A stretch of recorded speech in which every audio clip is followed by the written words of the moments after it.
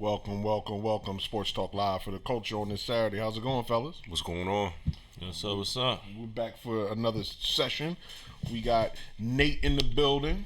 Yes, sir. I didn't know if he went on hiatus Back from Vegas. because some Broncos. I didn't know. I Hey, didn't know he hey, was. listen, I forgot all about Little that. life situations, moving, vacation. Yeah, I understand. I You understand. know, just like my Broncos on vacation right now. It is what it is, roll with the punches. I just want to make sure you was all right because I ain't seen you. The Broncos ain't won a game, and I was just making sure everything was good. In the hood. Hey, man, we ain't going nowhere this season. Okay. You heard it from him. You should know he is the man over there. Jonathan, how you doing there? I'm good, I mean, Joe. you're good. Niners undefeated. Yeah, we doing a little something. Yeah, Duke Steeler Nation got off the schneid last week. We got a big one tomorrow. Yeah, we're gonna talk about that. We're gonna find some things out tomorrow. Yeah, we're gonna find some things out. You guys are hosting the Ravens, a big 1:00 game tomorrow in the Steel City. But let's jump into the NFL. Quarter way through the season. The first quarter's done. 4 games in the books. And one of the big things has been injuries. Injuries have played a key role in this season. We got quarterbacks now. Ben Roethlisberger, Drew Brees is hurt. The Broncos lost Chubb, their excellent defensive player. Also looking forward, the Philadelphia Eagles secondary has been banged up. Green Bay lost the top receiver. Clay Matthews went out with a broken jaw last night against Seattle. Broken jaw. So is it me, or does it seem like injuries are just more prevalent and more part of the game now? Because I remember back in the day, a lot of times players just probably played, but you didn't see key players out or missing for a lot of period of time. What are you guys contributing to this injuries in the NFL now? Is it that they're not ready? They don't get enough work preseason, but they seem like they have camps all year round, but they're not football like pads. What do you guys think? Yeah, I think it's part of. I think it's part of that. I think it's part of the workout. They ain't practicing as hard. And like you said, back in the day, they just played.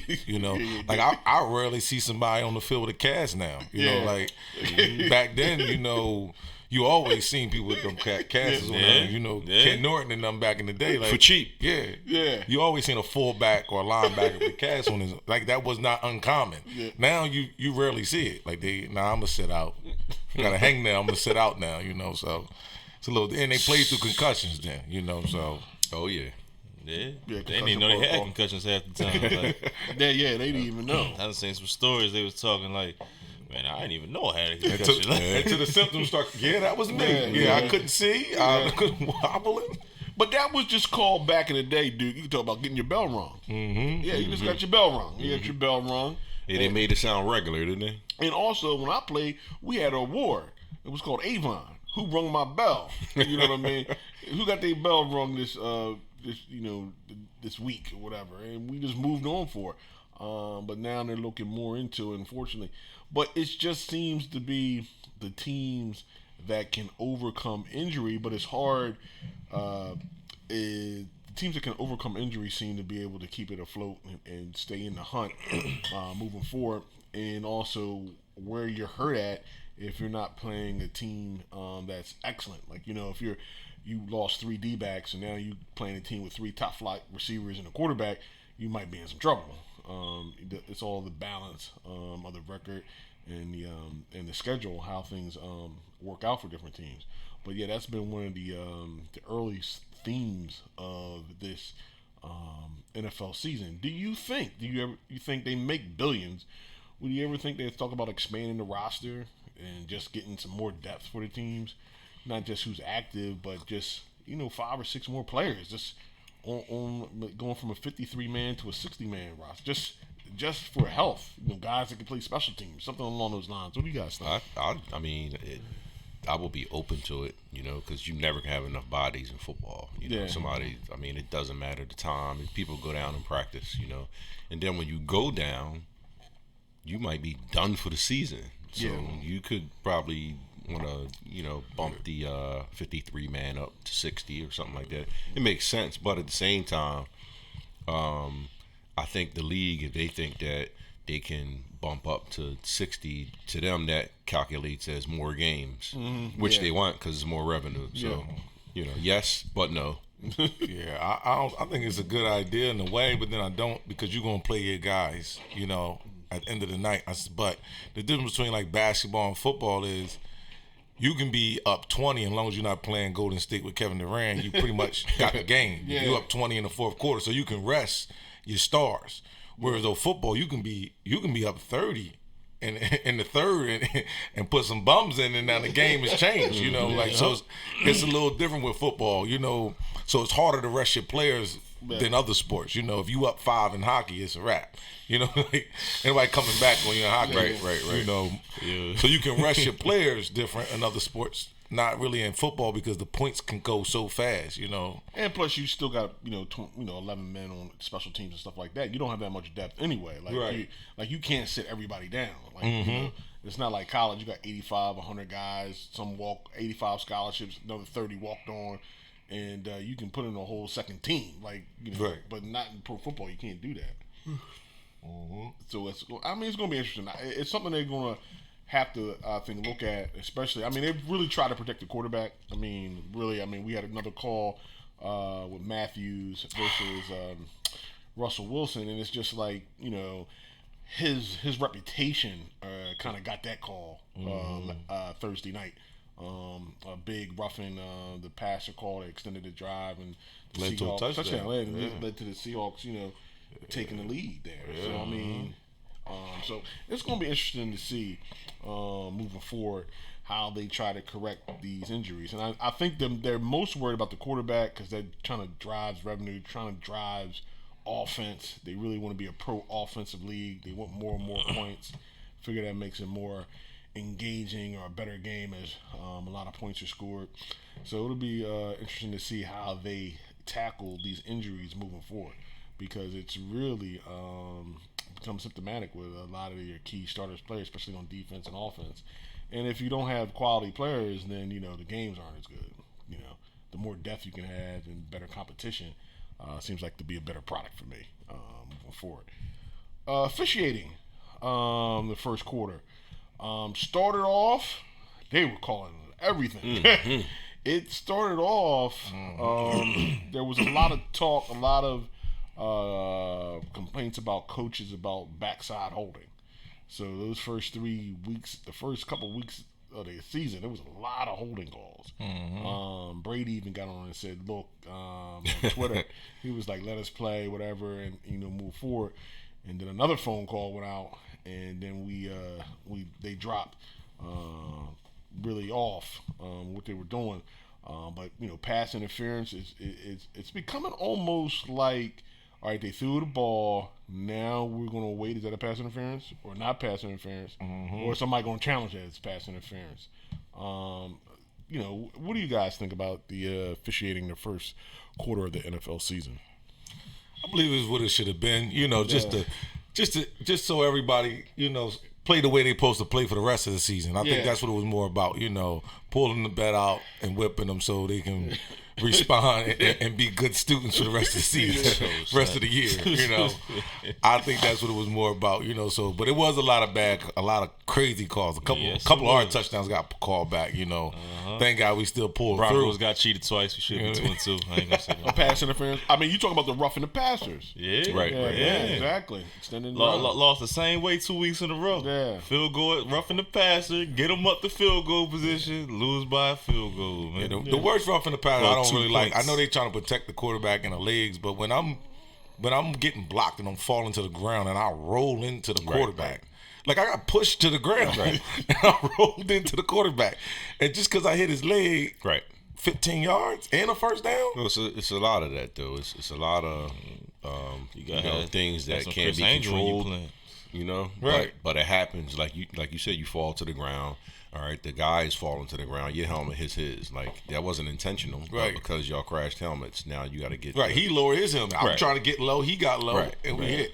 But they, you can't clean things up sometimes. So they just happen. Like, for an example, with these quarterbacks, nobody touched these quarterbacks that are out the game now. They out. And as far as touching them, the quarterbacks.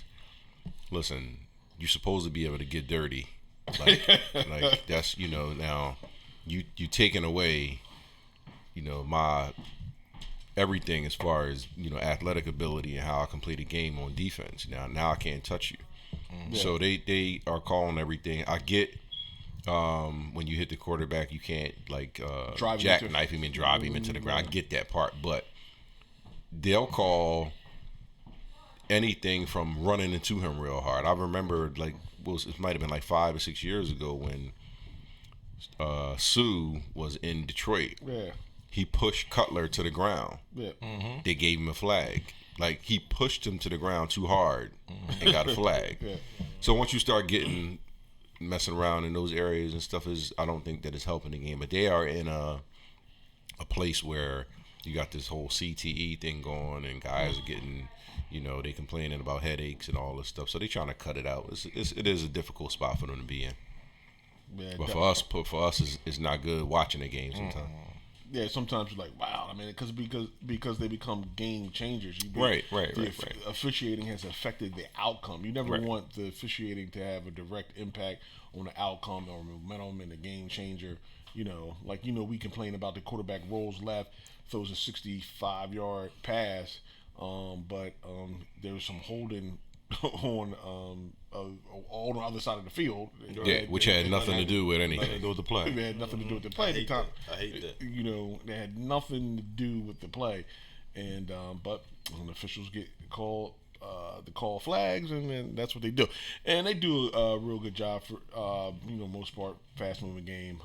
It's just interesting how the ebb and flow of games have gone this year. How they started out really locking down on this offensive holding, and how this pass interference is going to play out for the rest of the season.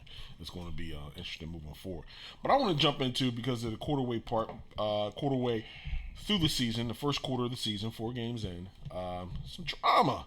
Minnesota Vikings had some drama. They've lost a couple games in a row, and there seems to be an issue between the coaching philosophy, the quarterback, and of course, always those wide receivers. They have something to say about the things that are going on here. You have Zimmerman, who wants to ground and pound and play defense, and then you have Kirk Cousins, who has been underperforming this year. That's an understatement. And then you got Diggs and you got Thielen, who are looking like, hey, you got to get us involved in offense. You got to throw us the ball. Really, Zimmer would like to have 10 or 15 passes a game with 35 rushes, to be honest. But Thielen came up and said, "Well, you might as well put my wife at quarterback. You just can't. Uh-oh. I didn't hear that part. You said that? Yeah. Wow. You just can't just run the ball. Eventually, you got to throw the ball. There's been Stephon Diggs trade rumors, which he says, hey, he hasn't shot down, like he doesn't want to be traded.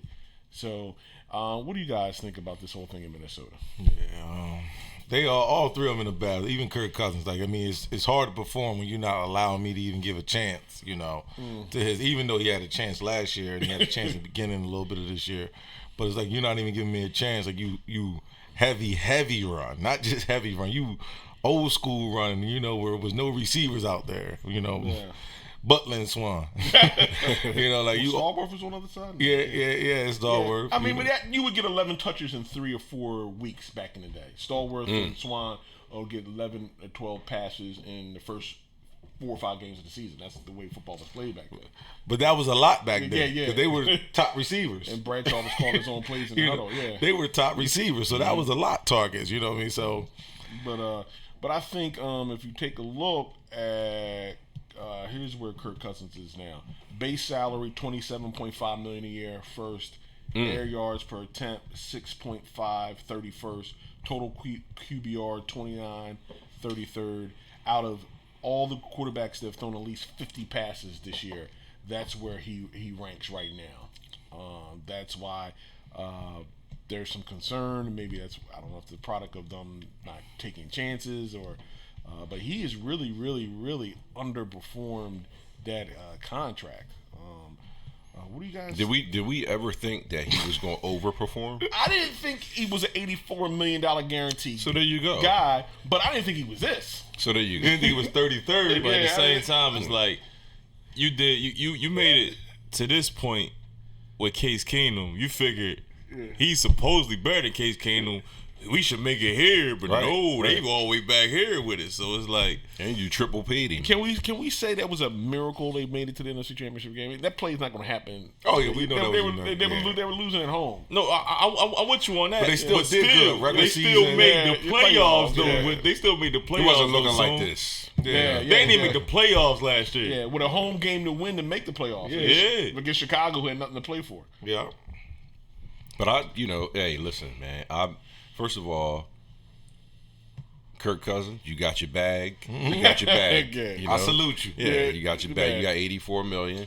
You don't have to play football ever again. You know, as far as looking at it from the player's perspective. Now, not saying that everybody should get their money and have that attitude. I'm not going there. I'm just talking about they paid it, so you took it, and that's it. Now, as far as the Vikings are concerned, just look at what's happening here. Like, you tell me if it's a recipe for disaster. You got the coach, you got the offensive coordinator That he got rid of last year. Yeah. He brought in his own guy, run guy. you got your big money quarterback, and you got your receivers.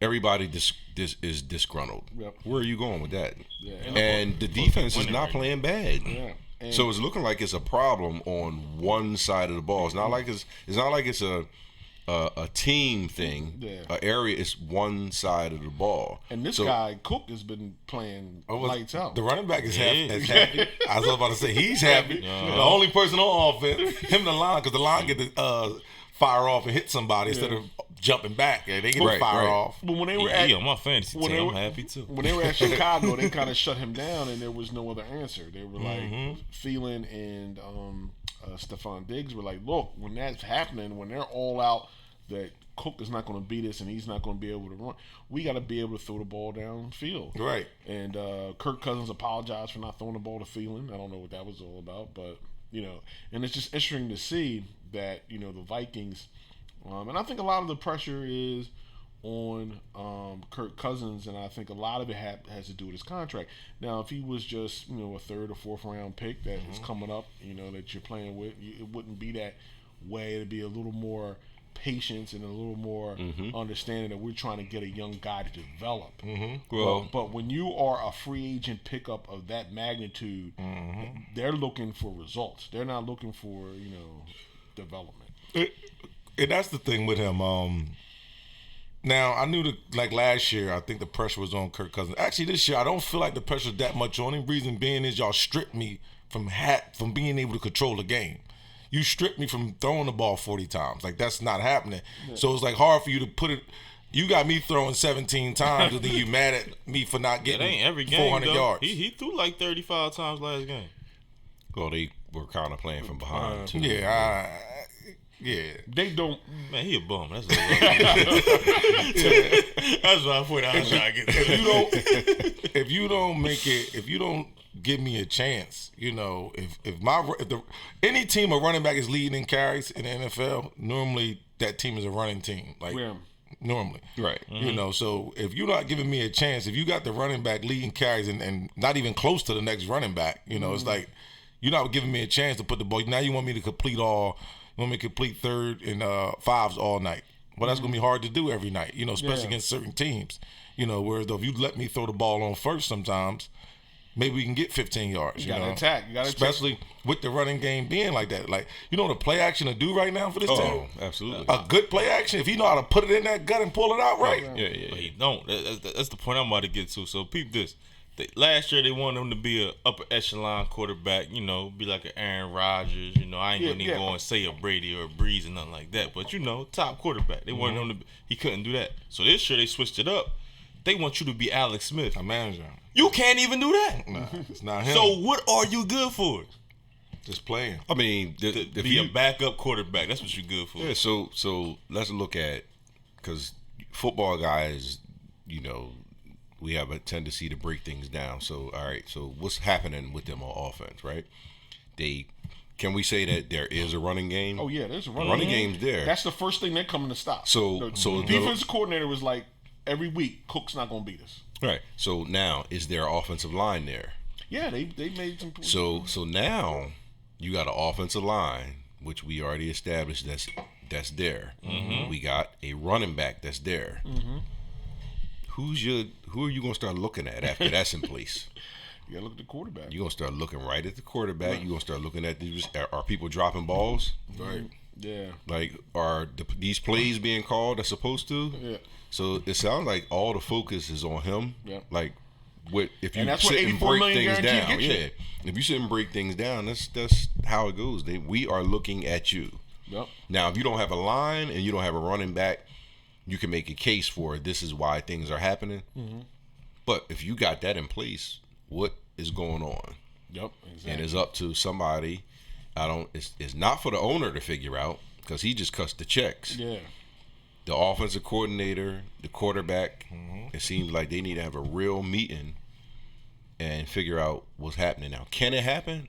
Absolutely. It can start popping off. You know how it is. Yeah, you get into a groove. Yeah, you get in a groove and it goes. But they're at the Giants this week. If there's any time to get into a groove passing the ball, it's against those I don't want them to get into a groove this week, because it's the Giants they looking kind of good and I already put it in. Oh, so, you already put the ticket in. Yeah, so we can't have them get right this weekend. I'm right with you. Okay, I'm right with you. Definitely. So we're gonna hold off on them getting right this weekend, maybe next weekend, but that's a time for them. And we're talking about trying to get right, but a lot of things are going wrong with this bunch up here on the screen that we got. The first W gonna come by the Bengals. I'm calling it right now. Bengals getting the first W out of all these teams this week. Yeah. Playing who they got? They might have Miami. They play the Cardinals. They play the Cardinals at home. Yeah. Bengals for the win. Moving forward, Nate, what happened to Denver? You were calling for Von Miller to be Defensive Player of the Year. That's what I want to hear. That was a bold prediction. Yeah, the coordinator was moving over from Chicago to be the head coach, so we had all these expectations defensively, and he went the first 3 weeks without a turnover or a sack. Pathetic. What's going on in Denver? John Elway on the hot seat. I mean, you got Flacco. You've been in position to win games, and you can't get the stop. Well, two of those games, like I said, we was cheated. I'm gonna call a spade a spade. Well, wait a minute. Two of those games, we was done dirty. One 15-yard penalty with a defense is not going. They got. So is weed legalized in Colorado? Yes. So we might start looking at that. Put them in field goal position. I don't think the 15-yard put them in field goal. I'm gonna say that Bears game. I ain't gonna so much say that the Jaguars game, but that Bears game. Yeah. Well, that was a fluke. Yeah. That was a fluke. But anyway, I was heartbroken over that. Just that show But heartache and pain. I was supposed to go to that game. I'm glad I didn't, because I'd have been mad. But it's it ain't looking good. Like I said from the beginning that we wasn't gonna make the playoffs. I did say that Von Miller was gonna get Defensive Player of the Year. And what's happened to Von? I don't know about that. He busy with that girl. I mean, I don't blame him. Is that what it is? I don't blame him. Did you see what she looked like? Yeah, I don't blame him. I saw what she looked like. Yeah, he chopping down trees right now. Well, she used to dance for Floyd Mayweather in his gentleman's entertainment place. Don't surprise me. See, I might have seen her in there when I was up in there. Don't surprise me. That's a nice lady in Vegas. The gentleman's ballet, as we call it. Yeah, but we'll take another look shout out to at Doug out there on Gentleman's Ballet. So Von Miller snatched it from there, huh? Yeah, so it's interesting to see. The Cardinals, young youth quarterback, their offense, I like to see them running and get the big back involved a little more. I like them seeing them find some tight ends on the roster. Mm-hmm. I don't think you can play that way, almost run and shoot like in the NFL and be super successful, especially down in the red zone when your quarterback 5'8", 5'9". Like, you really gonna have to get that pound running game going with him to try to give him some help. Redskins, they seem like they're there. I don't see three of these teams getting a win no time soon. Miami. This is the cream of the crop in terms of the downward spiral. Yeah, the Redskins. There's some rumors, some footage out there that their head coach is out there risking it all. If you've seen that footage, I don't know if it's true. I don't know if he's doing that because Haskins. They starting Colt McCoy this week, so he's not risking it all. I like that blowout. Yeah. I like that blowout this weekend. Colts gonna come in there and battle. That's who you want. I ain't touching it. Haskins not ready, but it's interesting to see that all those coordinators that came out of Washington and now they're still struggling. I want to jump on the other spectrum. We got 4 teams here: KC, New England, San Fran, and the Saints. You can throw Seattle in there too. After the first quarter of the season, the team that's kind of played the best has been KC and San Fran. And you got to give the Saints credit too. They lost Drew Brees and won on the road in Seattle and at home against the Dallas Cowboys. Defense stepped up, made plays. Bridgewater. The former bridge over troubled waters. He's holding it down for them. Just don't. Taking the L. Sometimes that's all I want you to do is hold it down. They're taking the L this weekend. That's what I was thinking about if I was playing cards to Tampa Bay coming in. Yeah, I'm scared of that one.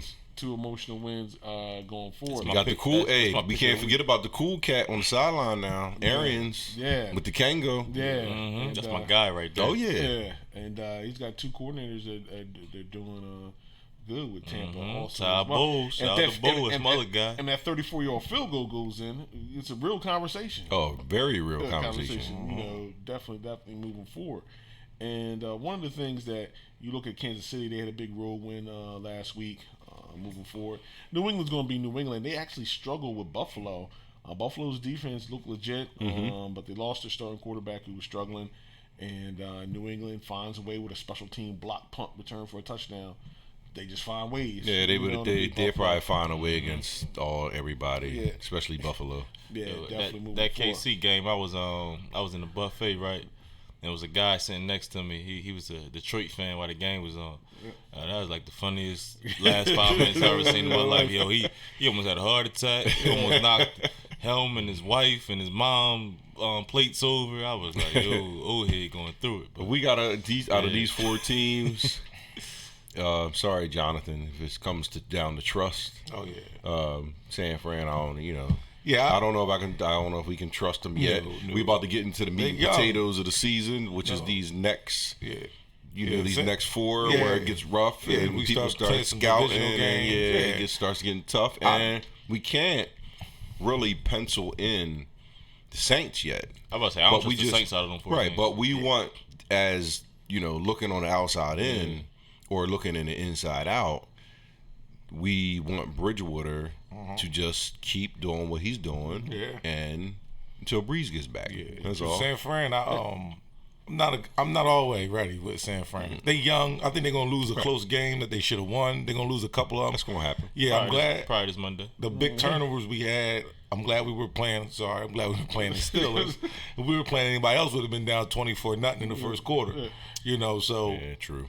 It's a good thing the games that we had were tailored for us to actually get together and get everybody up. It comes back to get you. But I'm really not sold on them. Like I think they're gonna lose a couple games they should have won because they're just young. It's a young squad. It's a young team, and that's just what happened. That's what happens with them. But I want to jump in and post him up before right here. Let's talk about a man that's kind of under soul right now. It's a bad boy right now. And an MVP candidate. He will never get his just due. Now, Jonathan said he's the 3rd best quarterback in Seattle Seahawks history, beyond Zorn and Hasselbeck. He the best quarterback in Seattle Seahawks history. I really don't. I was about to run it down. Like, I missed who was the quarterback. I thought that I might have missed something soon. I still really don't like the man. Matt Flynn better than him. I'm like, what we talking? But the man is balling. Like I don't know. It may be like like how he like Aaron Rodgers in the beginning. But the funny part about it is I always refer to Russell Wilson as Tarkenton 2.0. Y'all can go on YouTube and watch Frank Tarkenton. Small, that's my pop favorite quarterback. I know small, so you got to know. Small quarterback, scramble, run, make plays. I'm in Warren Moon. Really never always in the conversation as one of the all-time greats. But years ago, everybody was breaking a Tarkenton record. Favre was about to break Tarkenton's record for this. Marino's about to break Tarkenton's record for this. Such and such is about to break Tarkenton's record for this. And so on and so on. But Tarkenton was never in the conversation when you started talking about the all-time greats or the best player. And it's kind of similar to how Russell Wilson is. We all know Seattle doesn't put a lot of emphasis on their offensive line, especially when they were playing the Legion of Boom and everything like that. And they traded some key players. So it always seems like he's scrambling, running, and just the ultimate playmaker. and he's there every week. All I know is this, and this is what we do as fans. We, critique players, and we say this, we say that, we do what we want to do. If you remove this man off of Seattle, they will be wearing bags on their head in the stands. It's just simple as that. So what does that tell you about him? Right? That means that since he's been there, let's be real. He's supposed to have 2 Super Bowl rings. Right? So we can put him out there. So he has never let up when it comes to production. He's never done that. Whatever he's won, we can say that he was the factor in winning. I remember seeing a stat that he was responsible for 70% of the action that's going on offense.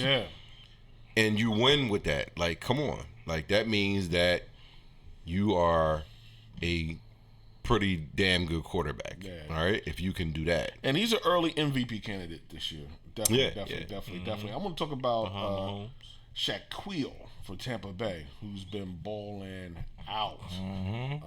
He has been tremendous on that defense with them. A lot of people don't contract year too. Don't sleep on that. He's been kind of an unsung player, just impact because pressure, getting on the quarterbacks, disruptions, turnovers. That's the name of the game, and he has just been a monster for the Tampa Bay Buccaneers. One with Ty Bowles, who was a head coach and also has been a successful defensive coordinator a few times in this league. So he's there in Tampa calling the defense, and he's gotten him making an early run for. He was definitely Defensive Player of the Month, and also an early Defensive Player of the Year candidate moving forward, depending on how the record goes. But I'm telling you, the guy in the Kango can get to you. He will have you believing, and he got swag. Shaquille Barrett is definitely on the rise. But I want to jump into. Soon we got some shout outs. Shout them out. Shout them out. We got Miss Cynthia Middleton Core, how are you? Tariq Smith, cousin David Harper, national champion coach Mr. Roger Laysath, Jawanza Stringfield, Tamika Cord, cousin Tony Mickles, what's up? Ira Madison, Ryan Kersey, Eugene Wesley, what's up, brother? Greg Harris, Mr. Bill Morgan, Miss Bethany Benson, King, Aaron Burt, high-level AAU on a high-level AAU circuit. What's up, brother? Mr. Howard Pomeroy, high school AD. We got some stories, don't we? Mr. Rob 18, high school rival. Ronald Solomon and Dave Murphy. What's up? Thanks for joining. Definitely. Thanks for tuning in. Coming up this week, a couple games. We got the schedule up here. It's hot and heavy. That's the one thing I say about the league. It's interesting, man. Yeah, definitely. This has been an interesting league. Year starting off kind of open. Not everybody, you got good teams, but nobody's like super dominant that you're going to say is going to run away with this thing at all. And you always want injury away also as well. But I wanted to focus in on a couple games, and one game that I think is interesting is this Titans-Bills game. The Titans-Bills game, because you have the Bills trying to make a statement. They played New England tough, hard. Tom Brady has a better record in Buffalo than their last 20 quarterbacks probably moving forward. And the Titans are trying to win games and be legit, and that AFC South that's open, wide open, make a claim for it. So if you're the Bills was like, you got to be able to bounce back and go get a victory. I'm not sure their quarterback status. As the second game, and so because Matt Barkley don't look like he can get it done.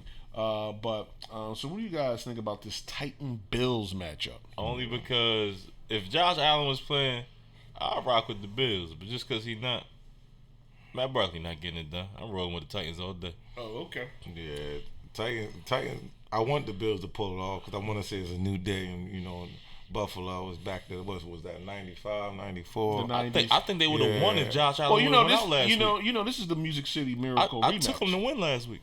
Oh, okay. I did. Listen, so they was gonna win. The linebacking core for the Titans is going to be all over Barkley's ass. How about that one? How about that? Yeah. And I don't see him. I don't know if he's going to survive the game. Okay. Because Mike Vrabel, who was, ex-Patriot, he is into strength at the LB position. They are coming, and I don't know if Barkley's going to be able to survive. If he does survive, we might see him playing for probably like 5 or 6 more years out of this game because the heat is on. Oh, the heat is trust me when I tell you, in the film room, we got to get him. So if it's a blowout, I won't be surprised. But if the Bills hang in and they tough, then I won't be. But I don't see them getting out of this game while Tennessee's at home. Okay, cool. Let me jump to the next game on the list. Ravens at the Steelers. This is interesting because the Browns came in and went into Baltimore last week with the shocking 40-25 win. Run game, ground Chubb, 23 touches, like 183 yards, 3 touchdowns, and held it down, beating the Ravens in Baltimore.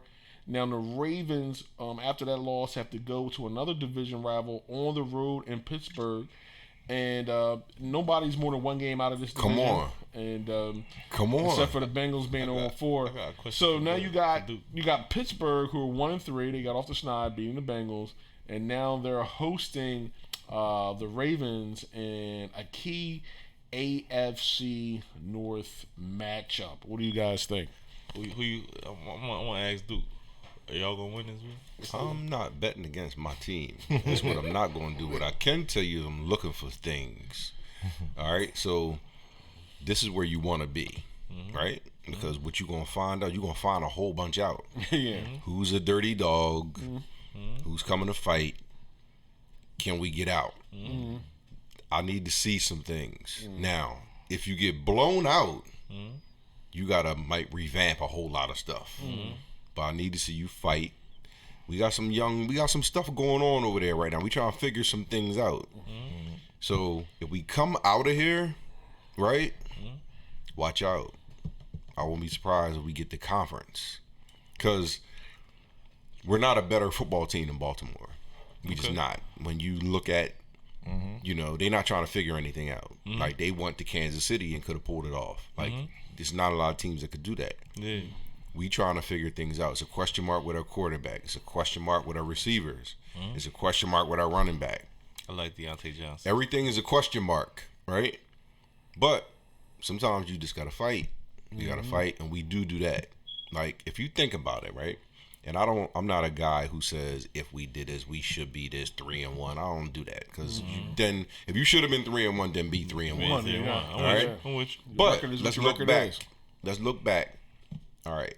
Patriots, all right, we weren't ready. You're trying to figure things. You're going to lose every time. Yeah. They put you on the Applewood smoke. Right, they just, Seattle, the game is won, right? If you not trying to figure things out and Ben might stay, that's the game he got hurt. Yeah.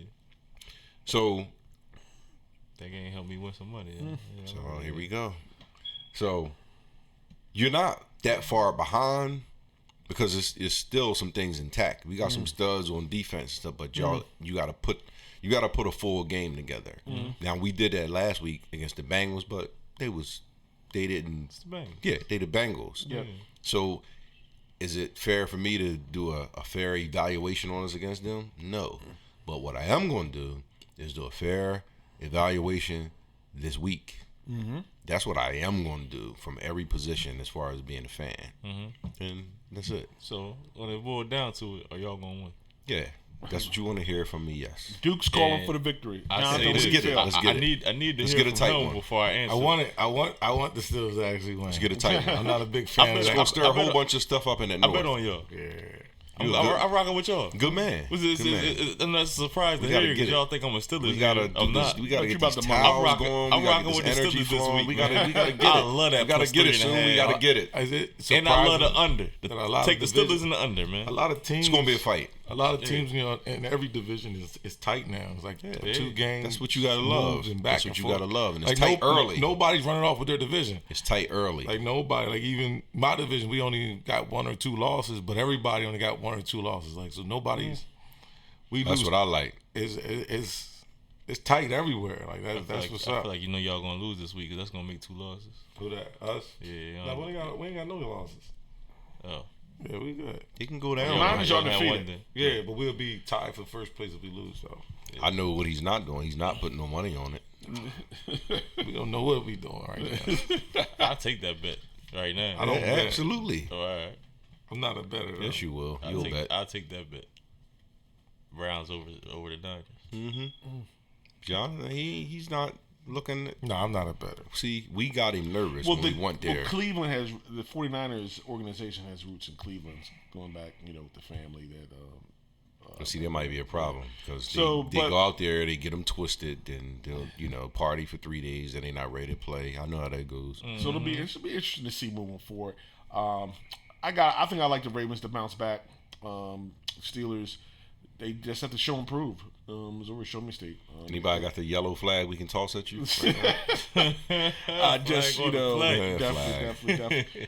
But here's an interesting game, and this game. Oh yeah. Be Tampa careful. Bay, I'm telling Saints, you. Can go. The ebb and flow of the NFL has had me. If I was gonna lay down some moolah, some money, this would be it. This will be it because this is emotional road win, emotional home Sunday night win, revenge game, and now you got Tampa coming in. And Tampa's defense has been playing well, and they're a missed field goal away from having a much better record and being in the conversation. I like Tampa Bay to kind of shock this Saints team at home. And I like Teddy Bridge over troubled waters. But I just think it's an ebb and flow thing. That emotion 3 weeks in a row. I like Tampa in this game. What do you think? But it all can go awry with Jameson, but Winston. But what do you guys think? You with it? I think I like Tampa. I think Tampa finally getting it together. They starting to move. I love Tampa. Tampa. They firing on not all cylinders, but a lot of cylinders is firing. And I'm really just not a big believer in Teddy either. I don't think he can keep it going. I expect him to lose at least 2 games in there. I expect him to lose at least 2. So that being said, I'm gonna go with Tampa on this one. I'm rocking with the same answer, man. Like I said, this is my pick of the week. I love Tampa, the straight outright win. They're plus 3.5. I like, take Tampa on the money line. I love Tampa for this. It's sometimes the so-called experts will tell you what's about to happen. Now, what's the line? 3.5. That means it's going to be closer when everybody thinks. Yep. So if that's the case, then why can't Tampa pull it off? Yep. I'm telling you, the guy in the Kango, if you got any type of talent, and we're talking about Bruce Arians, he's going to tap into what you got in the inside of you, which real coaches do, and he's going to find a way for you to believe in yourself. He's going to try to get it out. Now, I'm going to tell you this. I don't know if I can guarantee Tampa a win, but it's going to be a fight because they really believe right now. Right. You know what I mean? Yeah. And that's what's going to happen. That's what he injected into them. And they got Byron Leftwich is doing a good job at offensive coordinator. Oh yeah. We can get into the staff if we want to. I'm gonna take it a step further, man. Him and Bucks win the division, man. Wow, he's going. I mean, he just went crazy. He won the division, huh? You feel good. Look, the Saints was I had the Saints win the division beginning of the season. The triple shot you gave me. Yeah, probably. Now look, I had the Saints win the division beginning of the season, right? Now that Drew went down, Cam is down. Kyle Allen not about to win that division. They've been beating some bum teams when they gonna lose this week to the Jaguars. He's capable. Matt Ryan ain't who they say he is. Oh, he's they not winning nothing. We can X them out right off back. Breeze is coming back though. What week? He gonna come. Yeah, he gonna come back. Like you said, Bridgewater gonna already lose some games. Yeah. I got the Bucks edging out the division by 1 game. Did Bridgewater lose any games yet? Not yet. Keyword. What's his record? He gonna lose. What's his record? It's like John. I'm with him, but he said he gonna lose at least. He's gonna come He home. gonna lose at least. He gonna lose at least 2 capable games. So He can I play. mean, he's not a Matt Barkley. He definitely can start in the NFL. That's He where I'm definitely coming can start from. in the That's NFL. where I'm He's coming not from. an actual just I ain't even gonna say I'm right. taking Jameis. I'm taking the quarterback under the Kango Ryan Leaf. Yeah, over now Teddy Nat, Bridgewater. Now Nat, Minnesota might want Teddy Bridgewater back right about now. yeah. Well, they need Teddy Bridgewater back. They need him back. Ain't that something? Got rid of him too. Hey, They better trade for him in case. Yeah. Next game on the docket, kind of interesting game. is it? Green Bay at the Dallas It's a Cowboys. good game. Who you got, Soon? That's what I want to know. Like a game of the day. That's what I want to know. mean, you see that? Look at that face. This is my second pick of the week. This is a revenge game. I'm going with Dallas. Yeah, I'm going with Dallas too. I'm going with Dallas all day. Yeah, I'm going with Dallas too. There's no way All Dallas day. is too good of I a know. football I see, team. look at Johnny face. He about to say Green Bay. Yeah, they too good of a football team to. They took a L last week. Getting Gallup back. Yeah, and they back. Then they home with Elliott not having a Green great Bay game. got no Devontae Adams. They can't listen. The Eagles already proved that you can run the football on Green Bay. Yeah, like we talked about this. Staying Elliott that five, is that, the that best nickel that's defense. out there. One of the best. So what you think's gonna happen? Oh yeah. Heavy dose, He play gonna eat. action. And me I get think one of Mr. Cooper Let me was get a kind of Vegas quiet, buffet, right? please. Mr. Cooper was kind of quiet last game, wasn't Yeah, he? man, he did All right, on watch foot out. Yeah, Watch out. I see 8 balls for probably 120. And I think something one of like the that. things is that Gallup is probably maybe with Cooper's foot injury. Gallup is the number one really receiver on this team, and when Gallup goes to wide receiver with Cooper a wide receiver, then it becomes more difficult to cover everybody in the slot in the middle. Right. Randall Cobb gets to do work where he's best. He That's all I'm about to feels a say. little something because Yeah. Green I Bay's predict the coming big in. game from Randall Cobb this Yeah. weekend. They got him worked into. Randall Cobb 2 touchdowns. Nah, I just won though. Yeah, Dallas though. Dallas should gonna get get up one out of there. touchdown this Probably week. about 7 Okay. points. Probably Definitely. So we're going the to check heat this, is on from Rodgers. check this out this week. But I want to get into the landmark decision about the California state and the governor signed it into law. Long overdue. The Fair Play Act, and we're going to discuss that Fair Play Act here. Taking a look at what this means for student athletes and the future of college athletics. The Fair Play to Play Act. It prevents colleges and institutions, the NCAA, from prohibiting student athletes from earning compensation from the use of their name, image, or likeness. It also states that these groups cannot punish student athletes for doing so by barring them from competition. Notably, the law also prevents schools and member institutions from being the ones to directly pay athletes for their name or likenesses. In essence, student athletes are now free to make licensing and endorsement deals, but prevents the schools from directly paying the players. It also makes sure to note that the scholarships are not considered a form of payment in this regard. As part of this, student athletes are barred from signing endorsements and deals that they conflict with the signed colleges. So, for example, UCLA student athletes cannot sign endorsement deals with Nike because it would conflict with UCLA's contract with Under Armour. Beyond paying players for their name, image, and likeness, the law also allows student athletes to hire agents without fear of reprisal from the NCAA and member institution. The law does not go into effect to January 1st, 2023. What do you guys think? Oh, I didn't know it was that long. Dang. I thought it was 2021. Yeah, that's good. That's a good thing, for the kids, and so, but if they're signed to Under Armour, they still can so they can do a deal with Under Armour. Yeah.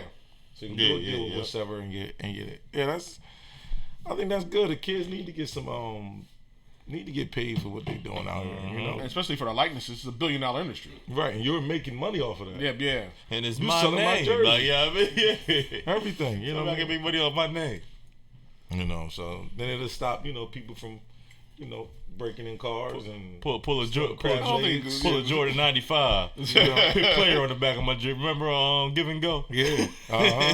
Well, and also His that player player. live too. Yeah, bro. And when you get those like the North Carolina players got them limited Nike Jordan North Carolina exclusive sneakers that were selling for $700 and $800 by the sneakerheads, and they got them for free, and they took them down to the boutique. I mean, what do you think they were going to do with them? You know what I mean? Right. It's marketing, it's society, and everything goes along those lines that you have when you're trying to do this. Duke, can you talk on this fair pay to play act? Well, you hear, like, I've been speaking about this probably for some time now. So, you know, you hear people, oh no, I've heard, oh, okay, these players shouldn't be getting paid. They're already on scholarship, and you know, you hear it just, and to me that's like ludicrous. But you take yourself, I think what people have to do is the dad or the mom, who they can come from wealth, because it's not about that. They can come from poverty. It's not about that. It's just about exercising, you know, your benefit to make, you know, money. So and it's nothing that you're doing wrong. It's for an example. I'm a college athlete. We are on TV. I'm very popular. I'm a quarterback, no matter what position it is, right? I have a jersey that I see people walking across campus wearing. They are purchasing this jersey for $10 or $15 or whatever. More like 45. 45. Now, I'm the reason why they purchase it. So I can't make a dime from the purchase of the jersey that I'm the reason why they're wearing it. Now, you say to yourself, you look at these universities, they're 100,000 strong, some of them, right? But 20,000 might get purchased a week. Now, I started out on the low end of saying $15. You do the math. If 20,000 a week is being bought, or 20,000 a year is being bought, it doesn't even matter. I get not one red cent. And it all goes to the institution. All goes to the institution. So how about this? How about calculate the money, and when I leave this university, that money is probably sitting in escrow, or I get a percentage of it while I'm still in school. Now, I don't need to get, now say from the 4 years that I'm there or the 3 years I'm there, that it's $1 million worth of jerseys that have been sold. Do I need to have that in my pocket right then and there? Of course not, because I'm a college student. I might go crazy, so I don't need that. But you can be put in escrow. Yeah, it can be put. I like that a lot. Yeah, it can be put in escrow. And when I leave this university, how about y'all just cash me out? Yeah. Because it didn't cost you anything. It was me that got the sales. I'm the popular person, right? So give me the check after I leave, or when I'm 25, or whatever, as long as it's there for me. Or let my parents get a percentage, something, because you are benefiting from me. Right. So let me get a piece of the pie. That's all I want. Yeah, definitely, and it seems fair because it's $1 billion industry. Right, absolutely. Like the university. And what are you losing by giving me that? You know, with the TV revenue and everything they're getting because these players are playing, it just seems like a fair thing, and that's where it came from. The Fair Pay to Play Act actually came into being as a result of former UCLA basketball star Ed O'Bannon successful lawsuit against the NCAA. Fought to the end, right? As a reminder, O'Bannon sued the NCAA alleging that the organization had broken federal antitrust laws by essentially setting the price for student athletes' images and likenesses to $0. He pointed to the wildly profitable NCAA sports video games, replica jerseys, rebroadcasts of classic games, the profits of which went to the NCAA and member schools and not the players.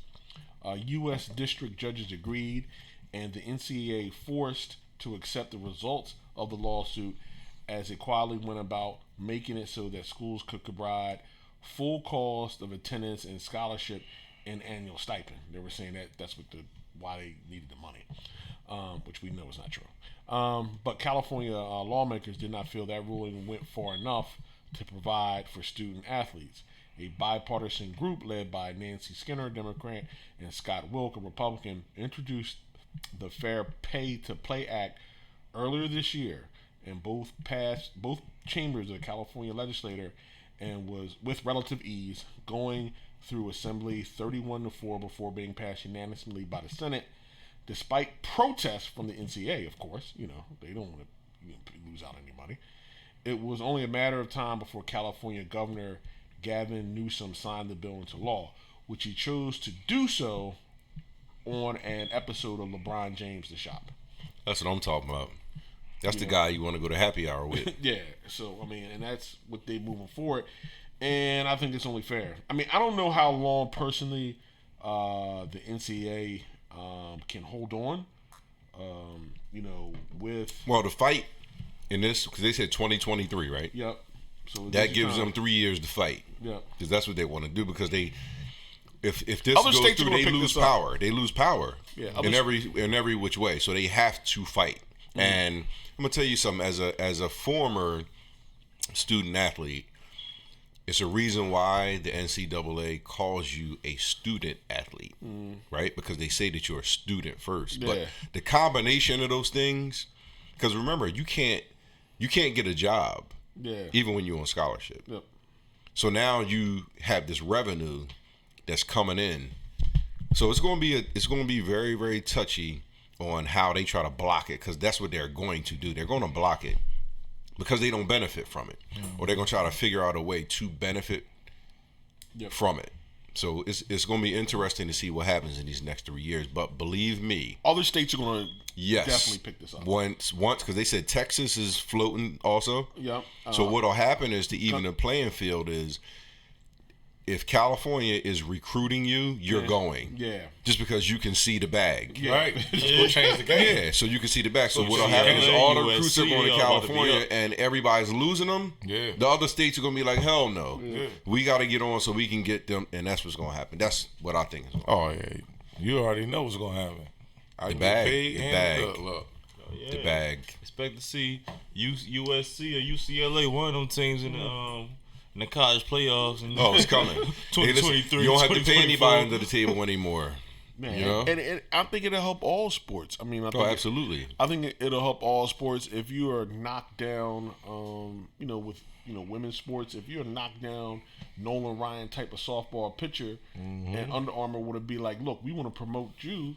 Your jersey and your sales to little girls around here playing softball all over the country. Right. Like, yo, this is the female Nolan Ryan. Like, look at she mowing them down. Like, hey, and she about to go to the College World Series. Oh, yeah. Oh, let me grab that jersey. I want to get her jersey. Absolutely. I mean? Or even better yet, how about you're in high school and I come in your living room with your mother and father or whatever the case may be, and I say, son or daughter, your projected sales. How you gonna start the tone off with that on a recruiting visit to the house? Your projected sales. Oh, they gonna have to grab. So you out. That. Yeah, you done. Yeah. You're gone. So that's where it's heading. And guess what? Like I said before, it's not costing anybody anything for you to get your just due as far as this money, and then you can say the pie is so big. This little slice of the matter. Exactly. Say that. Say and that. What you doing with your money? Like say that you because we've seen guys that play college football. They didn't go to the pros because they were drafted late or whatever. This is like beautiful for them. Right. We've seen guys that were 4-year college stars. For them to walk out to go into life with a degree and to have $1 million sitting there waiting for them, or $500,000 because of what they did in college, is a beautiful thing. Even somebody like Maurice Claret that ain't had money, had to go rob. You feel me? Like if you wouldn't have got in trouble. If you just walk out with $100,000, you'd be that go to new car and a down payment on the house. And I think the NCAA is in a hard. I think the NCAA is going to have to try to, appease, because really, I think when you look at the ACC network that's premiere now, you have the Big Ten network, you have the SEC network. Eventually, they're going to be like, why we need the NCAA again? Oh yeah, the BR dads. That's all. We can cover our own body organization. Like we really, first of all, we really don't want none of the small schools to get a piece of the pie anyway. Like, you know what I mean? Right. Like, we really don't want, these small schools to be in a 64 field tournament anyway. We really don't want a Boise State in the college football, playoffs anyway. we can put our resources together and get our own governing body, and we still gonna have the fans. The college fans are still gonna come out. They're still gonna be as rabid and supportive as always. So it's gonna be interesting moving forward to see what the NCAA does. You look up in the stands and you see those faces on Saturday. Yeah, all out, $100,000 in the big house. Did y'all see that Tebow was against that? Y'all seen it? Yeah, what was his reason for being against it? He said, well, when I was in college, like, he said, it's about pride and just playing for your school. And, all right, well, tell him wherever he is, tell him to stay everybody don't where come he from the same background you come from, brother. Yeah. Like, everybody ain't got money. You can't see the like benefit. Your family even got if money he or didn't whatever. have, even if they didn't have money, it's about that is yours. You're the product. You know what I'm saying? Somebody wants you, so it's not even. That's why I can't understand why. And it's the de facto part that the leagues benefit from a minor leagues that they don't have to put any money into. Like the NFL's like, oh yeah, get all this good exposure at college. We don't have to do developmental leagues. We don't have to do all that. You get all that. So colleges, we're not going to take them unless they go to your place for 2 years, right? To make sure you keep our farm system for free, and we want to make sure you get billions of dollars off it. And it's separate. It's like a separate entity. Yeah. Like it before it was. I think these kids are supposed to get money, because of the revenue that's coming in. Okay. Now it's about my jerseys are selling. Yeah. So why can't I get a cut of that? Like, you know what I'm saying? It's my jerseys that's selling. So why can't that happen? Why? Yeah. And I don't care if you're on a music scholarship to the University of Penn. Absolutely. And you playing jazz trumpet and they got $200 and $350 tickets for a $12,000 seat arena every Thursday and Wednesday is college. Like, no, you don't have any courses tonight. You're playing concerts Wednesdays and the weekends, and we're just going to generate the money, and we're going to burn CDs too. Oh, and we're going to sell the doing CDs. Everything. But look, you're on a scholarship. You're getting free music lessons. Regardless that your CDs in the top 4, top 10 in the country, and getting radio airplay all over the place. Nobody's going to submit their child to that, and it kind of gets bent out with this amateurism, which you call shamateurism of NCAA sports. It's $1 billion industry, and where they been not having to compensate the players that make it, and it's time to move forward. Let's jump into boxing. Last night, I think we were on point last week when we described this fight. Spencer Porter. Spencer wins a split decision. And it as we described it, as John described, it was in a phone booth. Porter came to bang and rumble, and Spencer said, I'll oblige you. Hold my beer. Let's get it on. It definitely was made for tremendous action. It was a very good welterweight fight. It was one of the best fights we've seen in a long time from skill and, from two guys that really wanted to get it on. And styles make fights. Porter's a brawler in close. Spencer, great athlete, could have took the boxing route, but he said, no, I want to get in and get it on. And went toe to toe, and got him down in the 11th, and walked out with the split decision. What did you think of the fight, Jonathan? I think it was a good fight. I think it was I actually think Sean Porter fought the best I ever seen him fight. Yeah, he was in it. Even out of his wins, Yeah. I think this was like the best. He pulled everything out because I thought it was going to be a unanimous. I just thought he was going to be just a tad too slow, just a tad not strong. And he brung it all night. It was actually down to the wire come the 10th round. Like, you didn't know where it was going to go. And I definitely tip my hat to Porter for that. I mean, Sean Porter for that. I mean, Earl, he came in, he did what he's supposed to do. I think he realized a little bit that this guy is a bigger dog in clothes because this is where he lives at. Like that's another thing. Like, you do it just for your ego. Yeah. Like, you could have outboxed him. Like, normally you outbox who is a boxer and you outbrawl who is a brawler. Right. But this guy's a different type of brawler, and so I think he realized it, and he said it. He said it was like I underestimated him, a little bit, and you seen it in the fight because Porter was spinning him. Porter he was moving. He won a lot more rounds than I thought Porter would have won. Right. And without that knockdown, I see it almost as a draw. Or there's people out there that was on the Porter team. So it was like it was tough. And I don't think Porter or Spence. I mean, I don't think Porter lost any fans from this fight. Either. I think it was a good fight. Because of the style of the fight. Right. The style of the fight, as you get tacticians like Sweet Pea and Mayweather, they kind of have their style where they don't get hit and fight. Kind of doesn't but you really saw two guys get it on, and it was just not all out brawling. It was skill.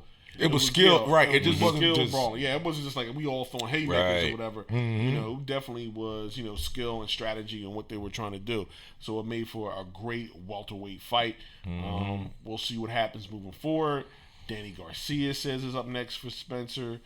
Possibly Pacquiao. Everybody got to fight Pacquiao. It's a big money fight. He the last bag. He the last bag. Yeah, you better get it. Yeah, before you fight Crawford. So that's the only thing that's going to come out, and they haven't kind of generated the push for the non-boxing fan. Like everybody knew Money Making Mayweather. He was controversial, did a lot of stuff to, be controversial. But Crawford and Spencer, two great young fighters in their prime, you're looking at trying to get that buzz outside the boxing world that generates pay-per-view buys or more TV buys. So as we look forward to that, tonight we got another fight on. It's that season. You got Triple G versus Dyrenlenko. Am I pronouncing his name right? Yeah. Yeah. They're fighting tonight, 160. What do you think about this, Jonathan? What do you think about this fight? Yeah, I think it's a good fight for Triple G. I think he should pull it out, knock out by the fifth. Yeah. It's still he's still I know he's still chasing Canelo, but I don't think he wants no problem. Yeah, Canelo's going up. I don't think he wants no problem with Canelo because if Canelo comes down now, he's the bigger man and is more skilled man now because he's going to be used to getting hit by much bigger guys. I don't think Triple G wants that up in age. He's probably 50. Yeah. He looked at 37, but he could be 42. Yeah, so I don't think Triple G should really chase that fight, even though he's going to chase it because he knew he could have beat Canelo if Canelo would have fought him 2 years earlier. Yeah. So that's in his mind. But I think this is going to be a good fight. I will watch it, if I was a fan of boxing or a non-fan.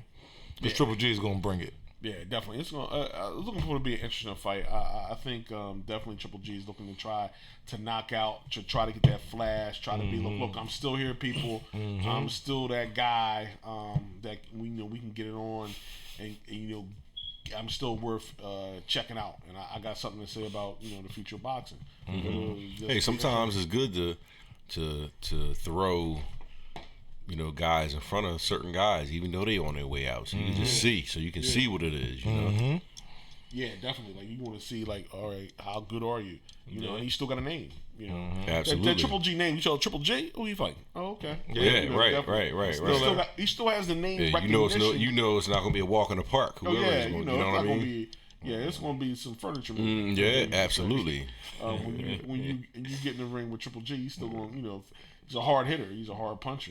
Kudos to Oscar keeping Canelo away from him long enough. Oh yeah, that was good. I mean, sometimes you want to run that fight. Hey, that's that new era stuff. You run. Once when Oscar seen Triple G slowing down, he said, "Oh, we ready for him now. Oh yeah, let's make the fight happen." Because it wasn't Canelo running; it was Oscar. Oscar was trying to figure it out. I mean, they did the same thing with Sugar, and they kept him away from Wilfred Benitez until it was time. Great fight. Check that out on YouTube if you get a chance. But yeah, definitely. I mean, it's all about a strategy.